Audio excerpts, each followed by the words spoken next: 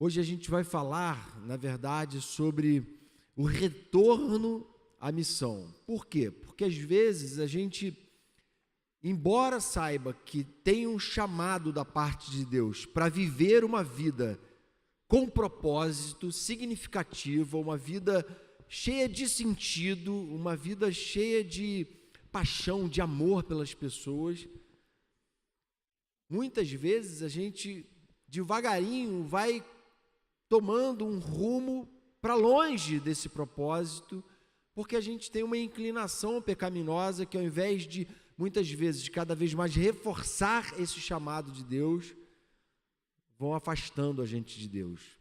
Essa inclinação vai afastando a gente da missão. E a história que a gente vai narrar aqui agora é, na verdade, a história conhecida por muitos, a história de Jonas, do profeta Jonas, que é aquele profeta que Deus, um determinado dia, vendo que ele era um homem, dele, que vivia para a glória dele, resolveu separar ele para uma missão muito especial e falou para ele: Jonas, eu tenho uma missão muito especial para você, que é ir pregar a cidade de Nínive. E a cidade de Nínive, imagina só uma nação totalmente anticristã, Estado Islâmico, uma nação totalitária que tinha naquela visão pagã uma ideologia anticristã.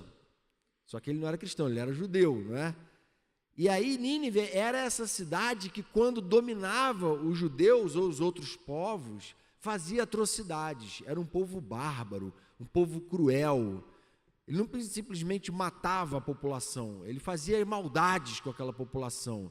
Era um povo odiado pelos outros povos. E Deus fala: Jonas, eu quero que você vá para lá.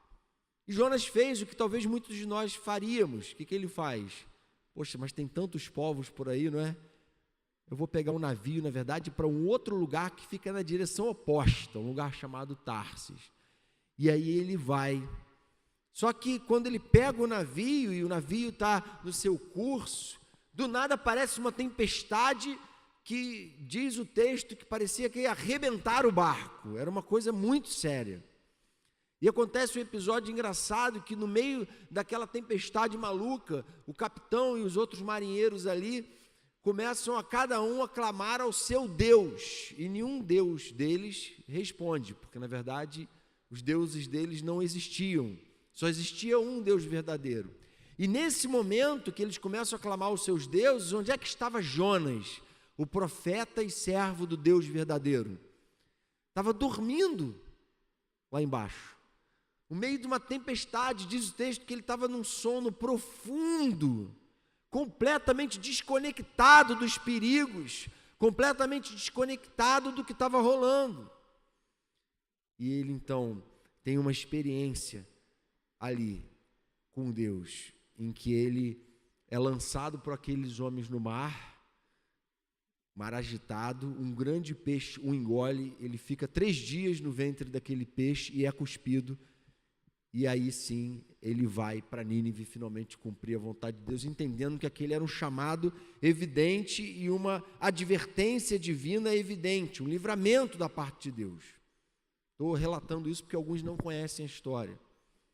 E a verdade é que, assim como Jonas, todo cristão é um missionário ou um impostor. Há algum tempo atrás, a gente acreditava que missionário era aquele cara que ia lá para longe, para pregar para um povo distante, com uma cultura diferente. Essa figura existe, é a figura do missionário transcultural. Na verdade, Jonas é o primeiro missionário transcultural que a Bíblia revela, pelo menos como missionário mesmo. Vai lá e prega para um povo desconhecido, para um povo, que não é a tua cultura. Você vai ter que ir lá pregar para eles. E aí, gente, a gente entende que não é só esse que é missionário. Eu e você somos missionários dentro da academia, dentro da faculdade, no ambiente de trabalho, dentro das nossas casas. Cada um de nós tem um claro chamado de Deus. Alguns lugares são mais fáceis de você conseguir ser um missionário, não é? De você conseguir refletir a luz do Evangelho, viver os valores do reino de Deus, mostrar a verdade do Evangelho na prática. Mas outros lugares, isso é muito difícil, é muito desafiador. E a verdade é que, às vezes, a gente seleciona para onde a gente quer ir e o que a gente quer fazer, como se a missão fosse nossa e para nós, como se o chamado fosse uma opção para nós. E muitas vezes Deus está colocando diante de nós, ninivitas, pessoas difíceis de serem alcançadas, colocando à nossa volta situações em que a gente é desafiado a agir de uma forma diferenciada. E a pergunta é, será que a gente, diante dessa pressão e dessas circunstâncias, tem se deixado cada vez mais absorver pela missão e dar cumprimento a ela, ou a gente tem cada vez mais deixado essa missão se esfriar, ficar quieto ali no nosso coração? Há alguns motivos no caso de Jonas que estavam tirando ele da missão, e há outros motivos que o fizeram voltar à missão. Eu queria que você, a partir dessa reflexão que a gente vai fazer na vida de Jonas, pensasse um pouco na sua própria vida. Quando é que a gente perde esse senso de missão e passa a viver como alguém errante, sem rumo, sem norte, dentro de um navio que está levando para lugar nenhum, porque Deus não tinha propósito para ele lá? Quando é que a gente se torna isso? Em primeiro lugar, quando a gente é dominado pelos nossos próprios preconceitos e caprichos, não é? Ele tinha preconceito com os ninivitas, e a gente, muitas vezes, também precisa de um choque de Deus para entender que Deus quer usar a gente exatamente no lugar que Ele colocou a gente, ou quer que a gente vá a lugares para os quais Ele está chamando a gente. Teve um caso um pouco parecido, o mesmo princípio foi ilustrado no Novo Testamento, quando Deus queria que Pedro, o apóstolo, pregasse para Cornélio, que era um centurião romano. Só que o romano era o opressor, o romano era o cara mau, é o dominador do povo judeu ali do primeiro século. E o Pedro estava acostumado a pregar para judeu, a prioridade ministerial dele, segundo o próprio Jesus, era os judeus primeiro. E ele era judeu e pregava para judeus e se preocupava com os judeus, em falar do Messias, do prometido, ungido para os judeus. E aí Deus fala, eu vou preparar ele de uma forma diferente. Dá uma visão para Pedro de um lençol descendo do céu, e em cima desse lençol tinham animais impuros, segundo a lei de Deus. E Deus fala assim para ele, Pedro, come. Pedro, claro que não, Senhor, eu não vou comer, porque esses animais, a tua palavra diz que são impuros. E ele fala, Pedro, pega e come. Senhor, eu não vou comer. Você não está entendendo, eu sou fiel, zeloso, apegado à lei, eu sou obediente ao Senhor. Não, Pedro, eu estou mandando comer. E quando eu mando comer, é porque eu purifiquei e santifiquei. E Pedro ficou confuso com aquilo, e foi então, na manhã, depois dessa visão que ele teve no meio de um sonho, que Deus levou ele para a casa de Cornélio, para ele pregar a Cornélio. Deus estava desarmando o preconceito de Pedro, assim como Deus queria desarmar o preconceito de Jonas em relação àqueles a quem ele devia alcançar, aqueles diante de quem ele tinha que fazer resplandecer a luz de Jesus, a beleza de uma vida santa segundo Deus. E assim também que o Senhor quer nos conduzir e purificar o nosso coração de qualquer preconceito, de qualquer seleção nesse projeto. Ele quer ensinar a gente a amar as pessoas, porque simplesmente são criaturas que Deus ama, por quem Jesus morreu na cruz, e que Ele tem colocado à nossa volta. E Ele quer que a gente então cumpra essa missão na vida dele. O pecado faz de todos nós naturalmente preconceituosos, e Deus quer que a gente pare de ser tão caprichoso e acorde em primeiro lugar para isso. Em segundo lugar, a gente precisa entender que um certo abandono, ou uma certa fuga da presença de Deus, levou Jonas àquela atitude. Diz o texto que Jonas fugiu da presença do Senhor. O texto não diz que Jonas fugiu de Nínive, mas que ele fugiu da presença do Senhor. Ele sabia que, na verdade, Nínive e a presença do Senhor eram a mesma coisa, porque Nínive era o plano revelado de Deus para a vida dele. Mas ele vai na direção oposta, a direção que Deus havia mandado e disse que estaria com ele lá. Porque ele havia dissociado o serviço a Deus da presença de Deus. Ele não entendeu que a presença de Deus estaria com ele ali, e ele foge da presença do Senhor. Muitas vezes a gente encontra 1000 motivos para fugir da presença do Senhor. Não, Jonas, eu não estou podendo fazer muita devocional, não buscar muito a Deus, orar muito não, porque eu estou muito ocupado, minha agenda é muito louca, né? Todos nós temos uma agenda muito louca, essa é a realidade do momento que a gente vive. Contexto social, a conjuntura toda, é uma conjuntura assim, que faz a gente ocupado 24 horas. Depois que você casar e tiver filho, você vai perceber que a coisa fica mais apertada ainda. Mas a verdade é que Jesus era muito ocupado também, muito requisitado, muito solicitado, as pessoas iam até ele de toda parte. Mas ele o tempo todo estava em contato com o Pai. Jesus não tinha uma meia hora devocional por dia, Jesus tinha uma vida devotada a Deus. Ele tinha um relacionamento constante com Deus, e quando Deus orientava o coração dele a ir para um determinado lugar, ele se deixava conduzir e ia para aquele lugar. Ele não fugia da presença do Senhor. E Jonas fugiu da presença do Senhor. Como é que isso se aplica à nossa vida? Às vezes, você está ouvindo a voz do Espírito no teu coração te falando, olha, dá um tempo de ir naquele lugar. Não que aquele lugar ali torne alguém mais pecador do que o outro, mas simplesmente porque eu quero que você dê um tempo de ir naquele lugar. Dá um tempo de gastar tantas horas por dia assistindo séries do Netflix para você dizer para todo mundo que você está em dia com todas as séries mais famosas e mais assistidas do Netflix. Você não tem esse dever. Não é isso que define a sua identidade. Dá um tempo de ficar tão obcecado com o seu relacionamento. A que você tem se dedicado tanto? Com que você tem gasto tanto seu tempo? Porque ficar dizendo que não tem tempo e ficar dizendo que não está preparado para a missão, gente, é o mesmo que dizer, eu estou fugindo da presença do Senhor. Porque o chamado já está aí. E a gente já conhece esse chamado, o de ser um missionário, de ser luz, de ser bênção na vida das pessoas. Então nós não temos diante de Deus o direito de falar para Ele, Senhor, eu não estou podendo, eu não sabia que eu tinha que estar preparado assim. Senhor, eu não sou essa pessoa que o Senhor vai usar. A gente não tem esse direito, o desafio está colocado diante de nós. E o mundo à nossa volta, o mundo que eu digo, as pessoas que vivem à nossa volta, não vão conhecer o Evangelho senão através de nós. Esse é um projeto de Deus, por isso ele falou, vão e preguem o Evangelho a todos.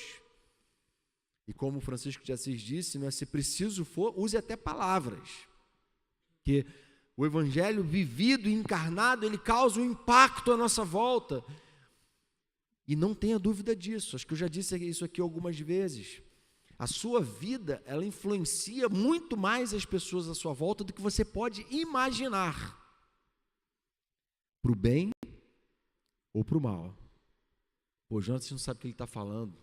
Eu sou mó zero à esquerda, eu sou mó Zé Ninguém lá na minha sala. Eu sou um funcionário mais caído, iniciante, fraco lá. Pô, em casa eu sou a ovelha perdida, né? Eu sou o filho preterido, eu sou o cara chato, sei lá. Mas a verdade, gente, é que se eu e você estamos buscando viver o Evangelho, e temos olhado para Jesus e procurado viver, tendo a Ele como referência, temos vivido uma vida de busca da presença de Deus, olha, a gente não só tem influenciado as pessoas à nossa volta, que isso aí todo mundo influencia todo mundo em alguma medida, mas a gente tem influenciado essas pessoas para o bem, para estarem mais perto de Deus. Mas Jonas fugiu da presença do Senhor. E eu queria que você parasse para pensar, será que eu também estou fugindo da presença do Senhor? Será que além de ser preconceituoso, eu ainda estou fugindo da presença do Senhor? Uma terceira coisa que tira Jonas do foco da missão é porque ele estava dormindo. E a verdade é que muitas vezes nós também estamos dormindo. O capitão dirigiu-se a ele e disse assim: como você pode ficar aí dormindo? Levante-se e clame ao seu Deus. Talvez ele tenha piedade de nós e não morramos. Talvez o problema esteja em você. Talvez, Jonas, um cara pagão falando isso, esse teu Deus aí seja o Deus verdadeiro, que está comandando toda essa turbulência, essa tempestade, que está colocando a nossa vida em risco aqui. Talvez, Jonas, dependendo da atitude que você tomar, se você acordar desse sono que você está vivendo, você não só vai salvar a si mesmo e a Nínive, mas também a nós que estamos aqui. Porque quando a gente está dormindo, pode ser que tenham pessoas morrendo. Quando a gente está no porão desligado, num sono profundo, não tinha como, sono nenhum ia resistir a um barco no meio de uma tempestade, de uma tormenta, em que a sensação que eles tinham era que o barco vai rachar a qualquer momento. Como é que, diante dessa descrição, Jonas está deitado, dormindo no sono profundo? Eu creio que Deus colocou isso aqui para dizer que a gente também, o mundo é esse barco. A gente está vivendo dentro desse contexto de sensação de que tudo vai se arruinar e acabar de uma hora para outra. Quando a gente imaginou há um tempo atrás que a gente ia estar ouvindo falar em risco de início de uma terceira guerra mundial, de reaparecimento de uma certa guerra fria ou uma reprodução daquilo que aparentemente já estava superado. Quando a gente ia imaginar que os assaltos que sempre houve em Niterói, por exemplo, chegariam ao nível que está, de homicídios e vidas sendo ceifadas gratuitamente de uma forma banal. Quando a gente ia acreditar que o caos se estabeleceria à nossa volta dessa forma, toda essa tempestade, e no meio de tudo isso, tem um monte de Jonas dormindo profundamente, não estou nem aí, quero que o mundo se exploda, eu quero ficar no meu cantinho, indo para onde eu estou a fim de ir, fazendo o que eu estou a fim de fazer. Eu sou o dono do meu nariz, e não vai ser Deus nem ninguém que vai dizer para mim o que eu tenho que fazer. Eu não me incomodo, eu não me sinto desafiado. Gente, a vida cristã, ela chama a gente a um certo incômodo santo, a um despertamento, acorda. Paulo fala assim em Romanos 13, verso 11, chegou a hora de vocês despertarem do sono, porque agora a nossa salvação está mais perto do que quando cremos. Que sono é esse que Paulo está falando? Acordar o pessoal de manhã cedo? Não, ele está falando de um sono da alma, de um sono da consciência, adormecida, anestesiada, insensível. Acordem! A missão é urgente e nós somos chamados a ter um senso de urgência diante dela e a nos prontificar por sermos solução no meio de um mundo que está no meio de toda tempestade. Agora, é bacana que essa história, mesmo nesse momento, ainda antes de Jonas ser engolido, mostra para a gente que há uma retomada da parte de Jonas no coração. Não sei se você está se identificando com ele, eu me identifico muito com ele. Não porque a vida inteira me chamaram de Jonas, não por isso, mas é porque realmente eu me identifico com ele. Gente, olha que coisa maravilhosa, ainda antes do episódio do peixe, o que acontece, no verso 9 diz assim, quando eles confrontam Jonas, olha, acorda cara, vai clamar ao teu Deus, ele responde assim, eu sou hebreu, adorador do Senhor, o Deus dos céus que fez o mar e a terra. Amém? Eu sei quem eu sou, eu sei quem é o meu Deus, eu sei a razão do que está acontecendo aqui, é o meu Deus que controla o mar. Há uma retomada de consciência de quem ele era. Jonas fala assim, olha, eu sei quem eu sou, eu sei que o problema está em mim, o problema não está lá fora, numa coisa que aconteceu ao acaso, não. Porque eu estou sensível à voz de Deus. E Ele, de fato, então, desperta. Um dos graves problemas que a gente tem vivido hoje na igreja evangélica brasileira, vamos falar da nossa realidade aqui, é que a gente tem cristão demais, nominal, sem consciência da sua identidade, do que é ser um discípulo de Jesus, falando para todo lado que é cristão, mas imitando muito pouco a Jesus. Não foi isso que Gandhi falou? Eu creio nesse Cristo, eu não creio nesses cristãos. Ele falou mais ou menos assim, né? Difícil é acreditar, é ver coerência na vida dos cristãos. E foi o que moveu Davi, diante de Filisteu, a dizer assim: quem é esse incircunciso para afrontar os exércitos do Deus vivo? Quem é esse cara diante do Deus Todo-Poderoso que criou o céu, a terra e todas as coisas? Não é ninguém. Por que Davi falou isso? Porque ele era um valentão? Não, porque ele estava completamente imbuído de quem ele era, do Deus que estava com ele, e certo de que se Deus quisesse dar vitória, Ele daria vitória, e o Senhor deu, e o Senhor honrou a Davi por causa disso. Há um tempo atrás eu falei, acho que foi aqui mesmo, talvez em minha última ou penúltima mensagem, falando a respeito dos amigos de Daniel, né, lá na fornalha,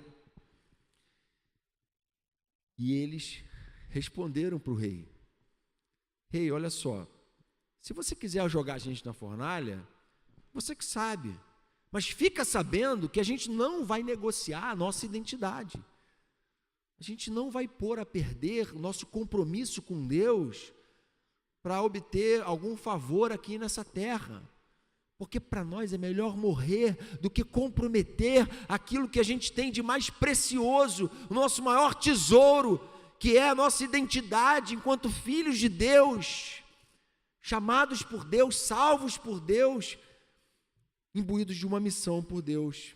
A gente não vai negociar isso. De modo que a primeira coisa importante para a gente retomar a missão é a gente entender quem a gente é. Enquanto Jonatas achar que ele é Jonatas, aí ele não vai estar preocupado com a missão. Mas quando Jonatas entender que ele é uma nova criatura, refeita, segundo Cristo, aí a missão passa a impregnar tudo na minha vida. Não importa o que eu venha fazer. Se eu não fosse pastor, tivesse seguido um outro ofício, eu seria um missionário ali. Porque já não sou eu, porque eu tenho uma nova identidade.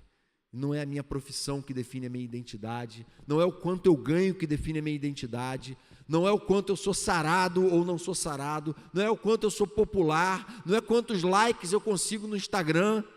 O que define a minha identidade é o fato de que eu estou em Cristo, tudo que eu sou e faço é para Ele e para a glória dEle, porque essa é a minha identidade, amém? E a gente precisa recobrar isso, precisa retomar, tomar de volta, e pedir a Deus: Senhor, me ajuda a viver segundo essa identidade, com tantas pressões para a gente abandonar o chamado. A consciência da nossa identidade em Cristo sempre nos traz de volta a missão. A gente só fica desligadão, dormindo no porão do barco, se a gente estiver esquecido de quem nós somos em Cristo. Segunda coisa que faz Jonas retomar a missão é quando ele se dispõe a morrer. E esse verso 12 é mais impactante ainda. Ele responde assim: peguem-me e joguem-me ao mar, e ele se acalmará, pois eu sei que é por minha causa que esta violenta tempestade caiu sobre vocês. Gente, podem parar com a especulação. O problema sou eu. O problema é que eu tenho medo de ninivita. O problema é que eu tenho medo de morrer. O problema é que eu não consigo confiar em Deus. O problema é que eu estou tentando construir coisas para mim que não tem nada a ver com o plano de Deus. de modo que na busca por salvar a minha vida, eu estou perdendo a minha vida, correndo risco de perder a minha e a de vocês. Entende como Jonas tem uma retomada de consciência, gente? Ele acorda, caramba, o problema está em mim, me lancem, por favor. E aqueles homens, então, fazem isso. Jesus falou isso para a gente também. Vocês querem vir comigo? Vocês têm que primeiro negar a si mesmo, dia a dia, tomar a sua cruz e me seguir. Pois quem quiser salvar a sua vida, a perderá. Mas quem perder a sua vida por minha causa, este a salvará. Quer dizer então que eu não posso mais buscar nada de realização para a minha vida? Posso, desde que essas coisas sejam para a glória de Deus e dentro do contexto e do cumprimento da missão dele para a minha vida. A gente precisa morrer. Talvez você esteja aí, talvez entre os seus 20, 25, talvez 30, pensando assim, cara, minha vida está meio sem propósito. Estou sentindo minha vida meio sem sentido, até a fé está meio que morrendo. Sabe por que a vida vai perdendo sentido e a fé vai ficando meio apagada? Porque é você que está no foco, você que está no centro. Quando você sai do centro e fala, Senhor, eu quero viver para a Tua glória. Gente, nada tem um poder maior de transformar a nós mesmos e a realidade à nossa volta do que esse despertamento.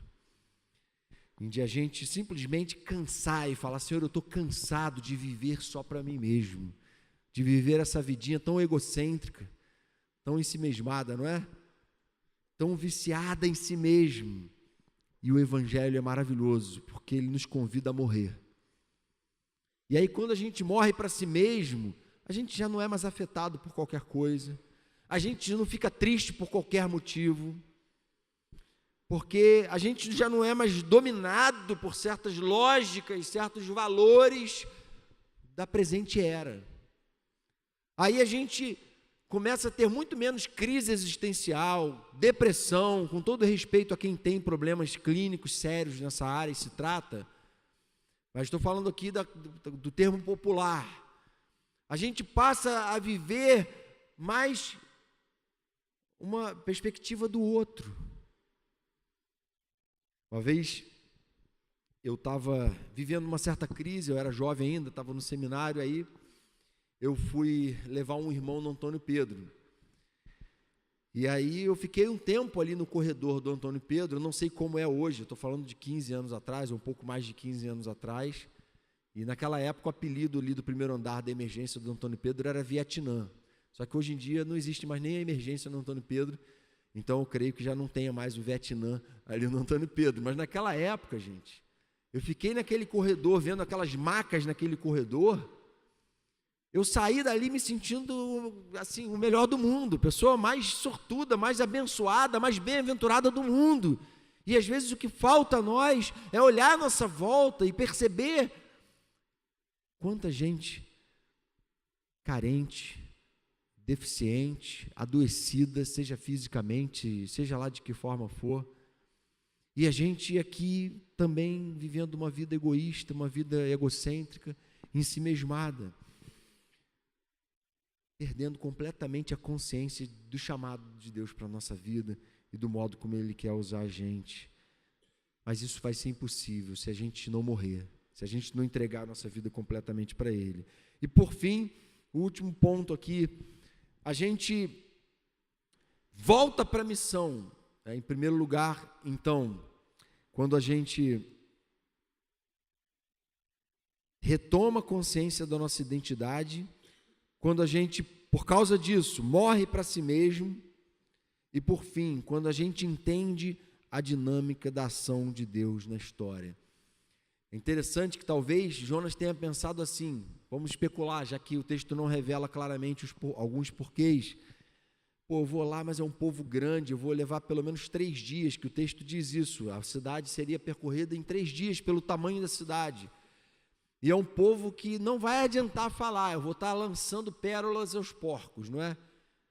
Eu vou estar ali perdendo meu tempo com aquela gente.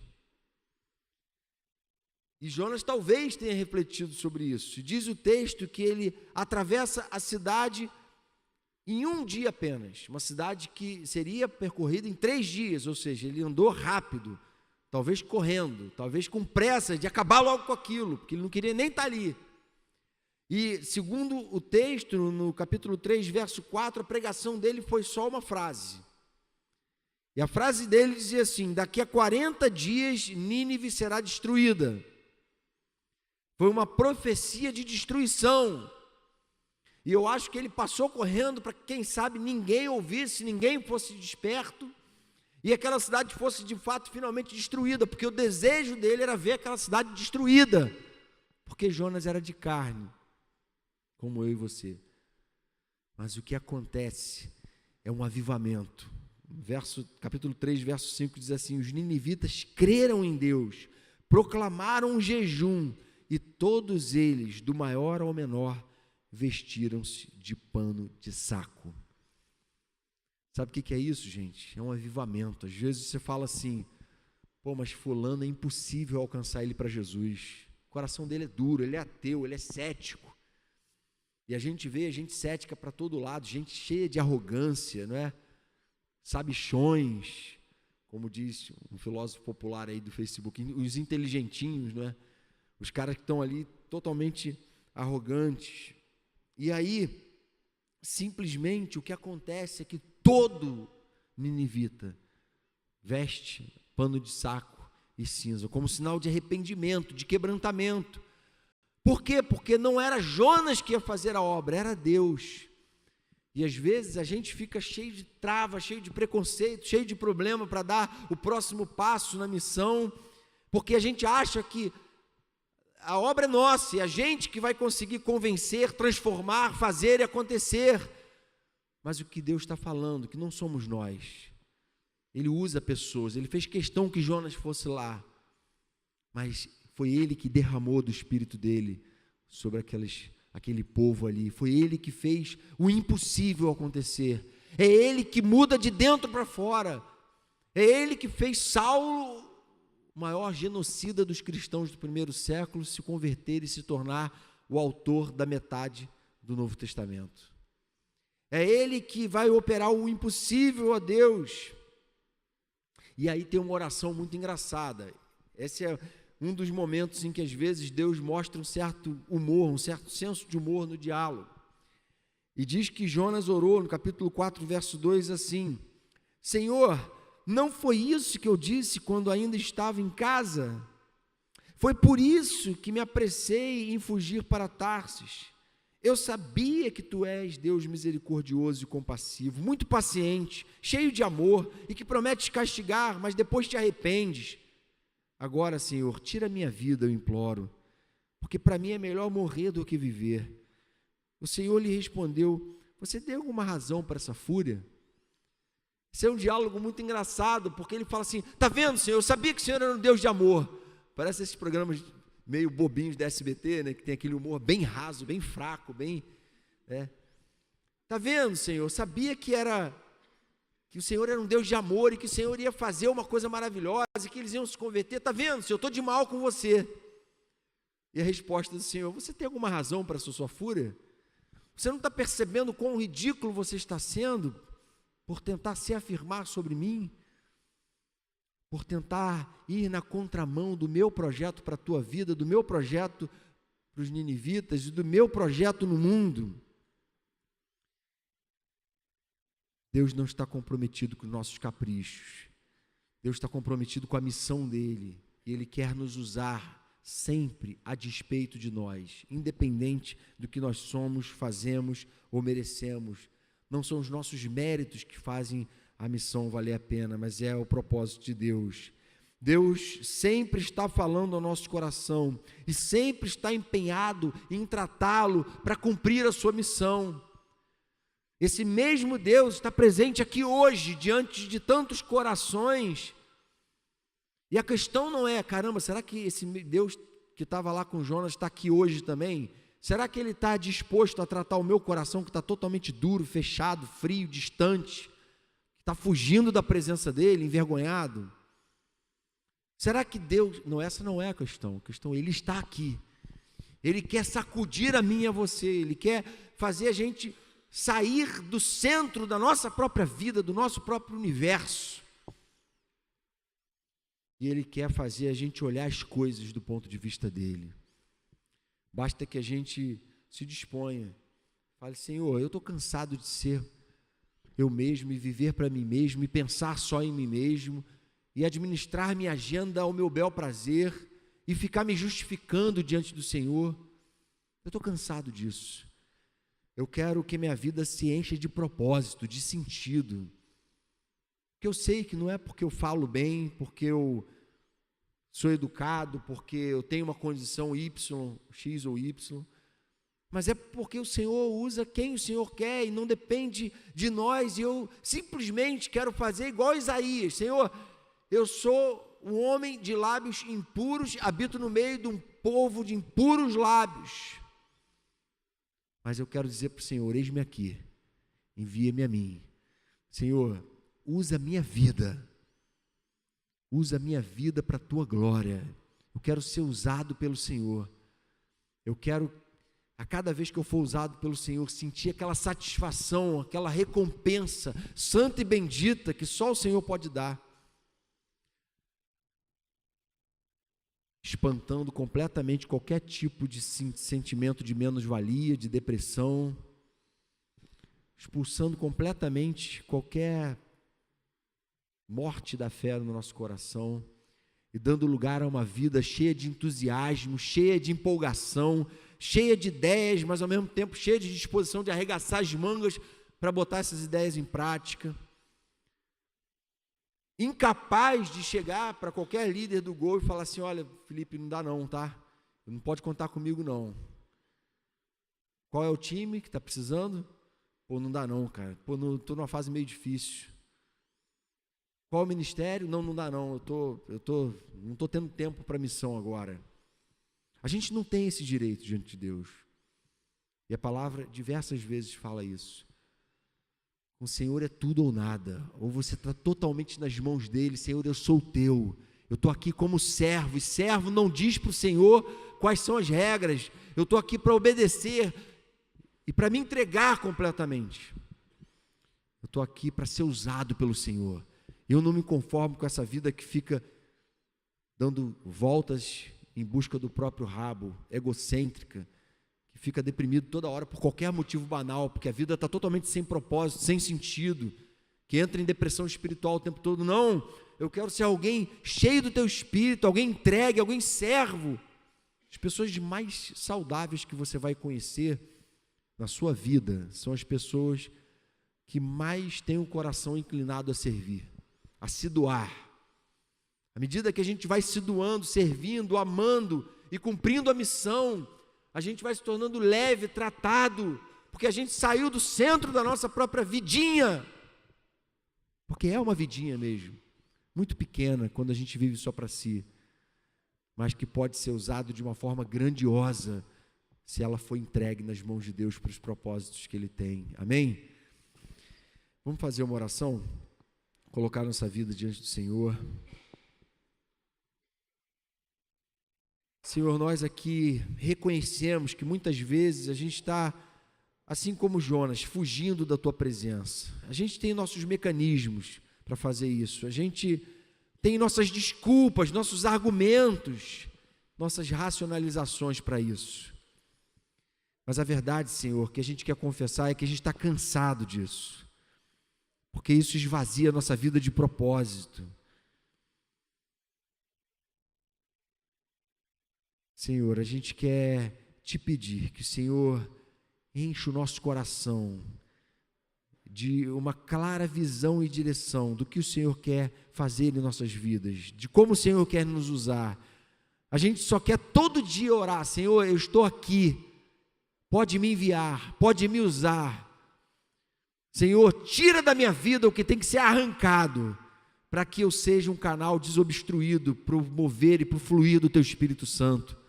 Na vida daqueles que moram comigo dentro da minha casa, eu quero ser bênção na vida deles, quero ser bênção, Senhor, estar disposto a discipular e ser discipulado, e fazer novos discípulos, alcançar gente que hoje está vivendo completamente afundado no pecado, como os ninivitas estavam.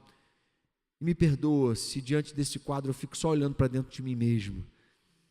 Desperta o nosso coração, desperta o gol, desperta a igreja, para que a gente, Senhor, se compadeça desse mundo que está aí fora, no meio da tempestade, vendo o barco quebrar, vendo tudo se perder. A gente quer viver para a Tua glória, Senhor. Usa a nossa vida e toma ela mais uma vez nas Tuas mãos, é o que a gente te pede, em Teu nome, Jesus. Amém, Pai.